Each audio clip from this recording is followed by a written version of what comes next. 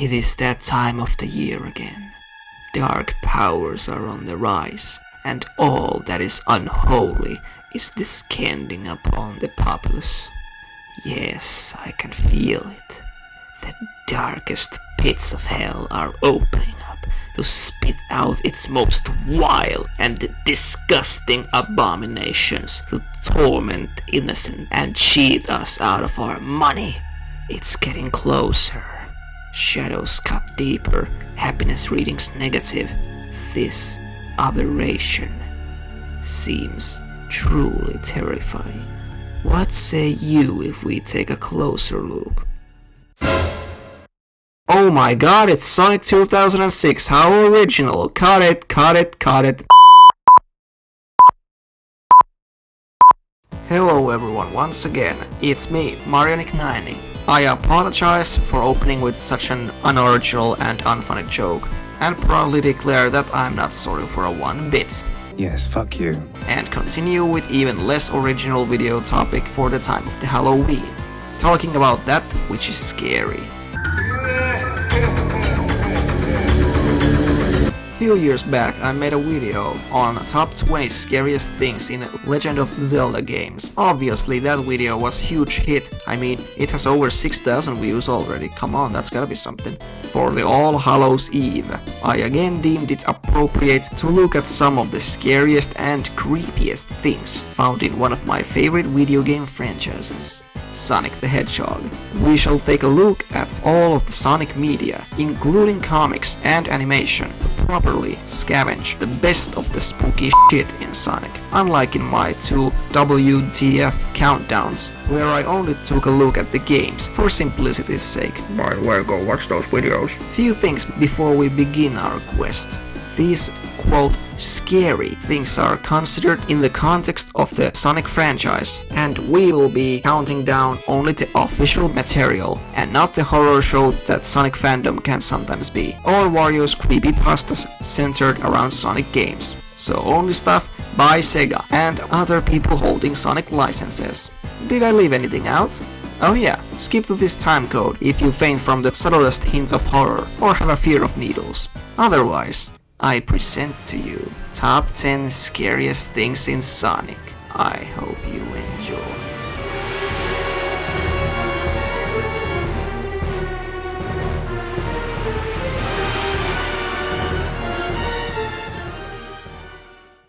It's fascinating how we can sometimes find the most mundane things so frightening. Take water, for example. While there's a lot of mystery to the depths of the deep, a glass of water is less likely to spook you, unless you're aquaphobic. The point is that the more there is water around you, the more likely is that your lungs will fill with it. Imagine the horror of all the air escaping from your mouth as you try to grasp for the sweet oxygen in the crushing pressure, ears ringing, while hopelessly trying to get to the surface of your soon-to-be watery grave, before total blackness and despair sets in. What a sucky way to die. And Sonic games certainly aren't unfamiliar with the concept, as we get the taste of that New Zealand death almost every time we encounter a damn water level in Sonic games. Reason being the panic attack inducing theme song just when our hedgehog boat starts to sink.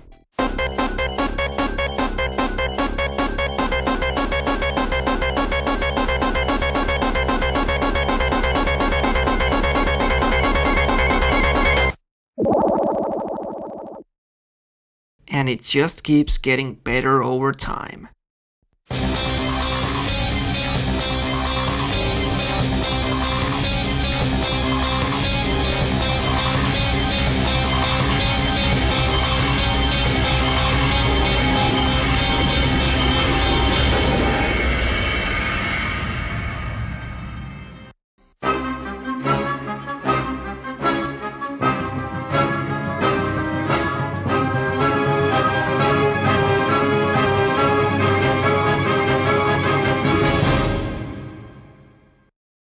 While drowning, losing your cool will most likely result to certain death, and this song sure helps you with that.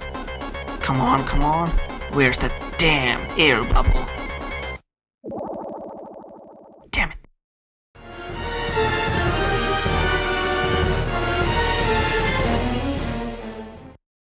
Remember my top 10 WTF moments in Sonic games video? No! Well, in that video I brought up a bit obscure enemies from Sonic Adventure 2, the Booms. Well, not really, I only talked about how cringy leader they had. In the actual game, ghosts look bit unsettling, yes, but they only appear in a handful of levels. At best, they're only gonna weird you out. And then there's the ones from Sonic X. It's been such a long day. Well, hello there.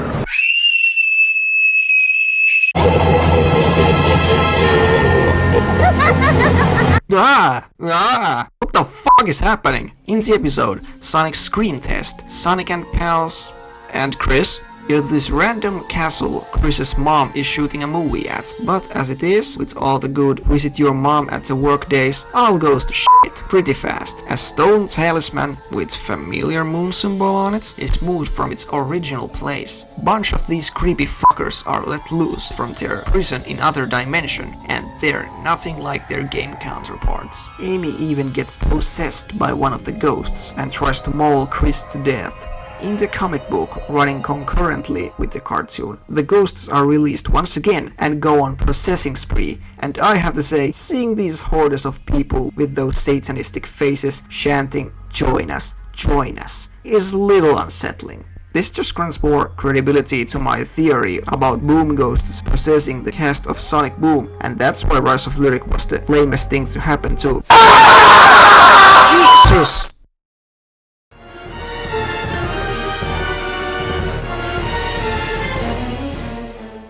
The number 8 is from Sonic 2 of all places. And no, I'm not talking about the Sonic 2 for Sega Genesis. There's actually nowadays less known port for handhelds on Sega Master System and Game Gear for the first 2 Sonic games. These 8-bit versions differ greatly from the 60-bit ones, featuring new storylines and zones. I guess Sega just wanted to pull a marketing ploy by selling entirely different games more by calling them the hyper-popular Sonic 1 and 2. Well, not quite, as the 8-bit version actually came out little earlier than the actual Sonic 2.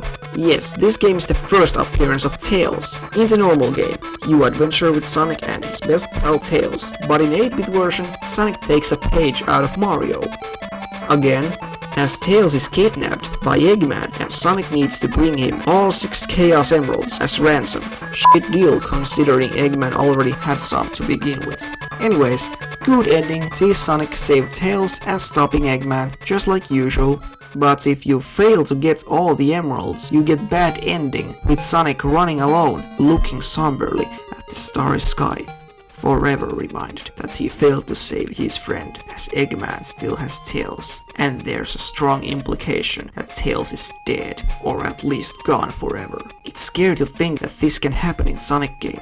In 60-bit games, bad endings merely indicate that Eggman will simply return and begin anew, hence try again text. But here, Sonic loses his very best friend. Is he actually dead though? Well, it's never followed upon, so we must assume that this is the end and Sonic will never see Tails again. Eggman murdered him. Don't deny it. Tails kicked the bucket, pushed up daisies, bit the bullets, joined the Choir of Invisible, bought the farm, assumed the room temperature, cashed in his chips. He fucking dead. That's terrible. Tails.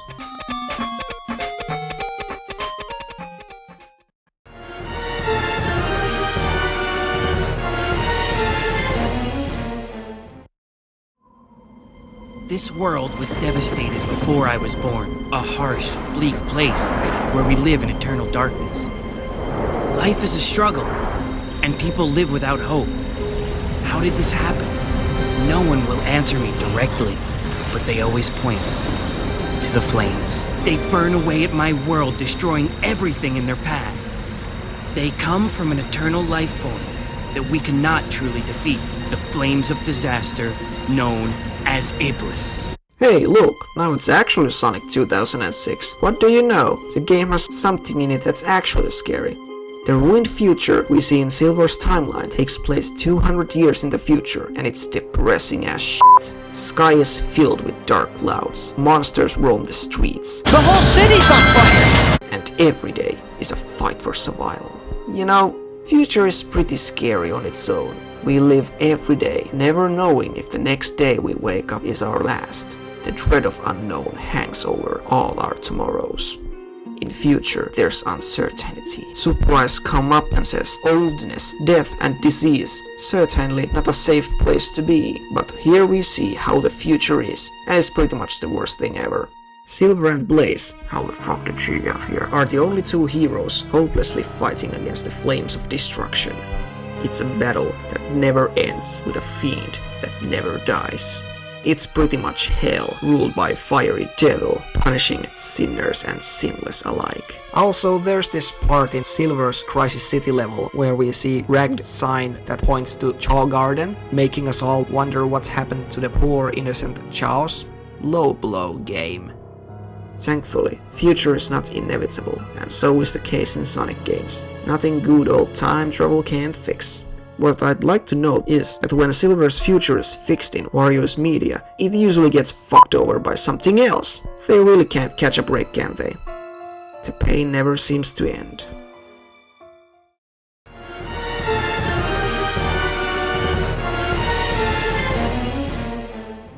After the annihilation of Archie's Sonic comic continuity, well, second time, new comic launched by IDW, bringing new joy and hope into our hearts. Go read it, it's really good. Rebuilding is going smoothly, but all is not sunshines and lollipop trees, as one fabulous feathery ass by the name of Dr. Starling reboots Eggman, who got his mind whammied way back, long story, who then unleashes his latest super weapon upon the world, the metal virus. The virus infects organic beings with bacteria like nanomachines, son, that, you guessed it, turns them into metallic zombies controlled by Eggman. Transmutating organic beings into robots is interesting body horror on its own, but that's really nothing new. Eggman's been doing that for years in Wario's Sonic continuities via robotization. But this? It's literally described as a virus contamination that makes people lose their free will and become liquid metal robot zombies. Zombots, if you will. Even deathly blows don't face these former friends turned foes. I had a terrible Terminator Genesis flashback just right now. Their only cause is to convert all other life into their horde, even their loved ones. Eggman is pretty hardcore if taken out of games, to be honest. Even Shadow gets turned into one of these monsters. Outbreak even reaches Sonic himself, who can fight off the infection only thanks to his super speed.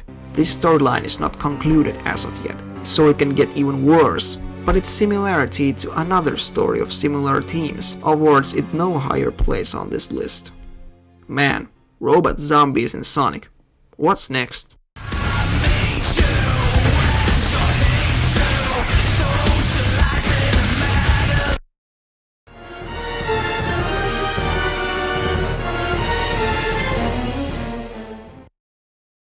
Shadow the Hedgehog sure is weird game, but in interesting ways. Interesting on how there's a lot to draw fear and shock from, whether it be violence, gun usage, or Shadow crushing Eggman's skull like fresh egg. But the most terrifying thing in the game is got to be the alien race of black arms. These fuckers already have a quite imposing visage and atmosphere themselves as it is, but then they crank the ruthless alien invader thing to 11 by mercilessly slaughtering civilians, covering the planet in blood-red clouds, illegally transporting their religious architecture, straight up nuking a city, and having a demonic leader with voice so epic it rivals Dr. Claw. This warlike race is full of evil and are the ones behind creation of Shadow, for the sole purpose of getting their agent to fuck the planet's government from inside and gather the Chaos Emeralds so they can transport their traveling homeworld to Earth, poison it with neurotoxin, and eat the shit out of the Earth's population while they are helpless and forced to watch. I mean, holy fucking shit! It's quite shocking to realize that Black Arms' Terrorists. ultimate plan was to feast upon humanity that's paralyzed by their poison. If you stall the final boss long enough, you even hear Sonic and friends dying from the comet gas. That shit's scary, man. Also, let's take a good look at their leader Black Doom. With a name like that, you are immediately banned from everyone's top 10 nice guys list, but let's consider what he's actually doing.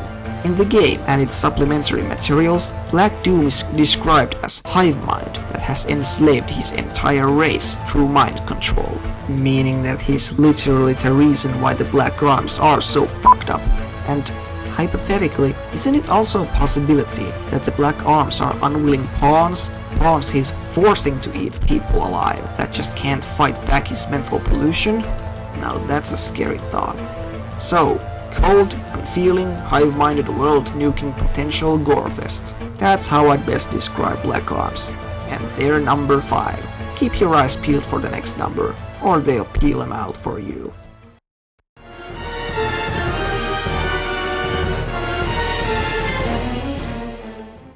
Sonic CD is in its essence the first time travel story in Sonic, and man, they've overdone it since then. Sonic fights Eggman to save Little Planet's future from being f***ed over. The game is pretty traditional classic Sonic fun if you're not considering the wonky time travel mechanics, figure eight running, some of Eggman's machines are really weird in this game, and of course, few regional differences.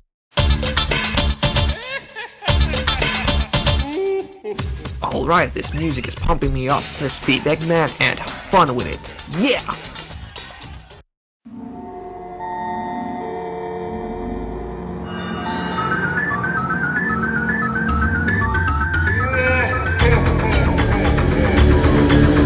What the fuck?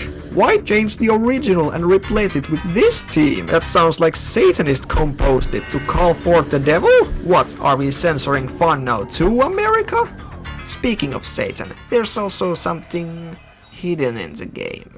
By accessing the sound test, you can enter Wario's codes that cause hidden images to appear. Most of these are fine, like Sonic saying, "You are cool" in Japanese. But then there's weird images with buff Sonic and this.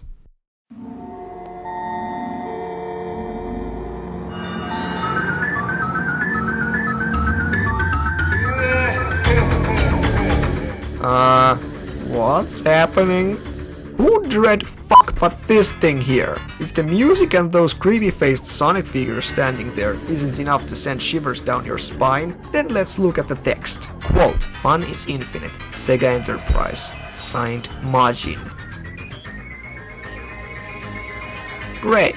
Turns out they weren't possessed by devil when they made Sonic 06, but Sonic CD as well. This creepy Easter egg has haunted many who've accidentally or intentionally triggered it from sound test with code 46, 12 and 25. Image like this shouldn't exist in this game, but here it is. Love Sega, play with devil. What? Doing some research on this reveals few interesting things. Apparently, this screen was used as anti-piracy measure if somebody tried to pirate the game. You know, like Pokemon's rumored "buy this game or die" message. The Majin signature is apparently a nickname of the lead developer on Japanese Sonic CD team, and seeing as your boss is the devil or something, this nickname kinda makes sense. Though don't quote me on this one, I'm not 100% sure on the source. Also, don't ask me why American boss music plays in Japanese created screen. Why is this thing so high on the list? Probably due to its in-your-face scare factor and unexplainability. What were they on when they bought this thing in the game? Probably on money.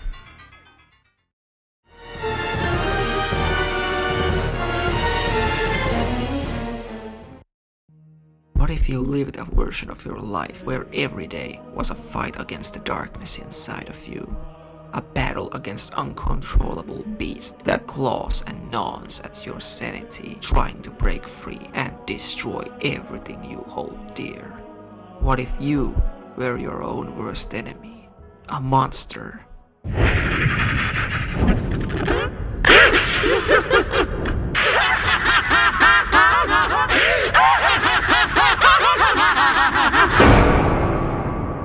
This is the life Sonic struggles with in European Sonic the Comic, published by Fleetway Comics. The comic was the second most popular Sonic comic adaptation, and to the people talking about how Archie's weird, those damn Europeans must be insane. We have ancient echidnas warring against fish people with mechs, tails being alien from dimension populated by foxes, none of whom have two tails by the way, freaking Mario Brother wannabes, and to top it all, Super Sonic is psychotic lunatic demon that enjoys death and destruction, wanting nothing more than to cause as much pain and sorrow to his good counterpart Sonic as possible.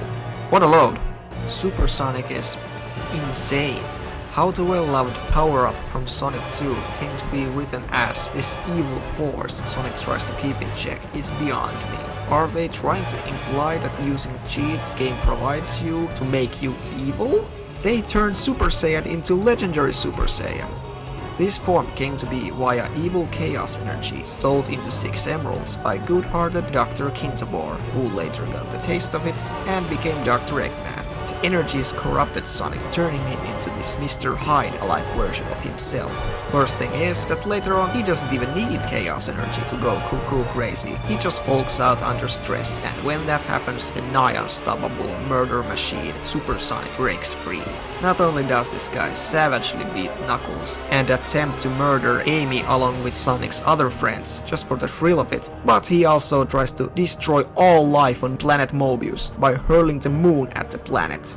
Holy hellhole. He also loves torturing his foes, whether by ripping their arms off or saving them from immediate danger just to kill them himself. This guy makes Sonic.exe look like a good guy. Let's think about this for a second. What do you even do when the enemy isn't something you can't control? When you, yourself, are your own worst nightmare, a monster inside of you. That is Fleetway Super Sonic. Jesus gripes.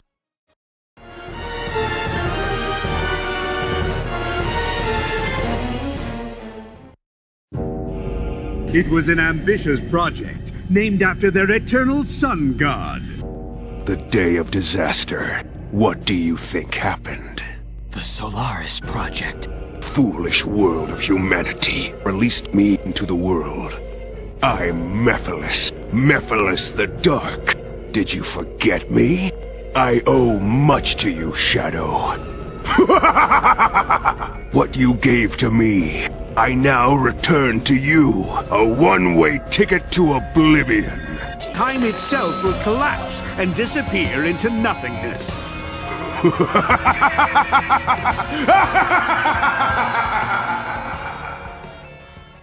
While Eggman and many other Sonic villains are sometimes played for laughs, when it comes to dead serious, deranged, and downright pure evil villains, you really can't defeat Mephiles the Dark.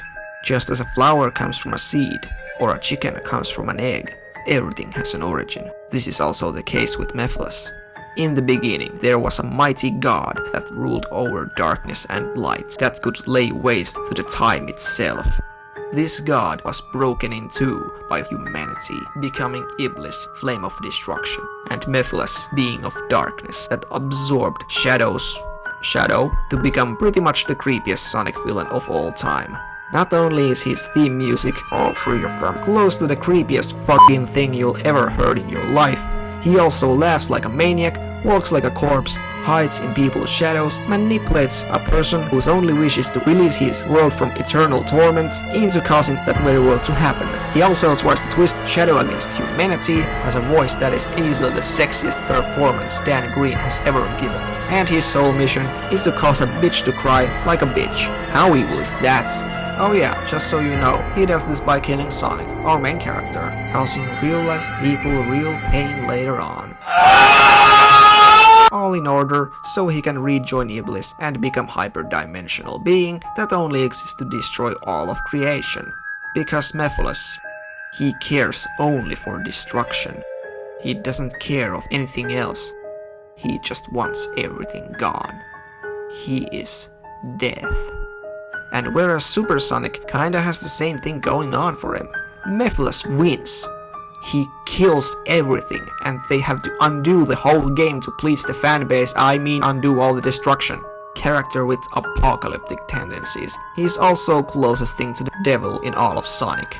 Mephiles' name is derived from Mephistopheles, a demon in Faust legend, portrayed as the being that manipulates humanity, twisting and destroying heroes in the place of devil. Iblis, in other hand, is the name of Jinn/fallen angel from Quran, whose story shares a lot of similarities with Lucifer's fall from heaven as described by the Bible, a story that can be said to be inspiration for the origin of Mephiles and Iblis. Their entire goal is to regain their form as a sun god, returning to their place in heavens amongst the other angels. Not to mention that as Solaris, he has 6 fingers, 6 wings, and 6 horns. Number of the beast that will swallow everything. He eats dimensions for lunch! Unholy antichrist-like haunting figure who only lives for death and destruction. That's Mephiles. Destroy! Destroy! Destroy! Let's destroy everything!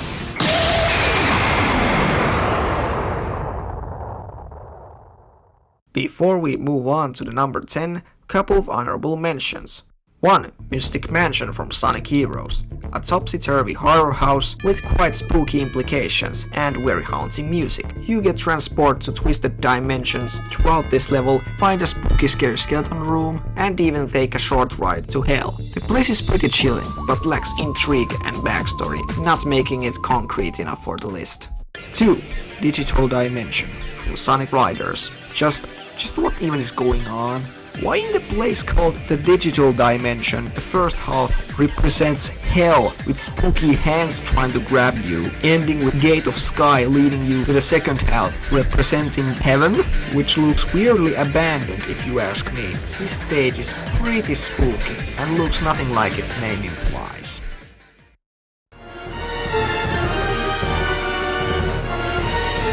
And finally, number 1 scariest thing in all of Sonic franchise.